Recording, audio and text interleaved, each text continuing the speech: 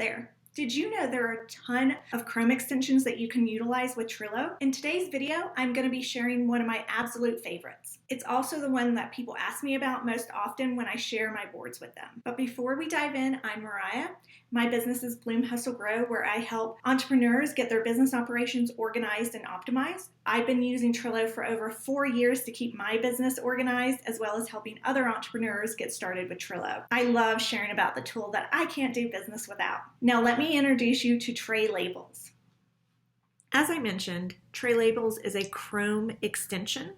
I will give you the link to the extension in the description below this video, but you can search within the Chrome web store for it. It's TreLabels for Trello, and this is what it looks like. It does show up right here, but where you fix the settings is actually within Trello. So let's go to one of my boards, and you'll see it shows up right here after you've activated it.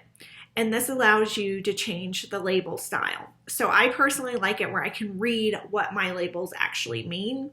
I use labels quite extensively, particularly to organize my content. So if we go up here, this is the default. Trello automatically doesn't tell you what these labels mean.